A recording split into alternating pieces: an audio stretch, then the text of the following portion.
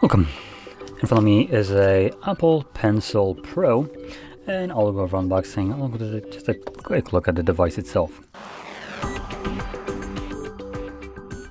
So anyway, I'll just get into it.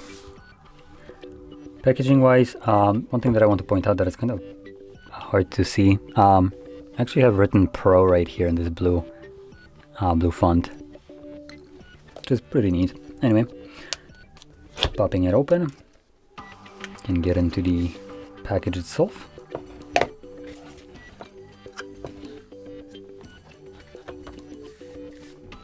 Have some paperwork here, and obviously the pen itself. So let's take that off. Okay, so And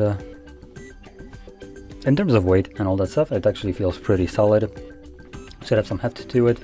The pen itself, obviously just an improved version of the previous one with the pressure sensitivity and all that stuff that you already probably are used to if you had a previous pen. So yeah, not much change here, but I guess it's a pen, and if it ain't broke, don't fix it. So yeah, not much more to say about that. So with that being said, if you found this very helpful, don't forget to hit like, subscribe, and thanks for watching.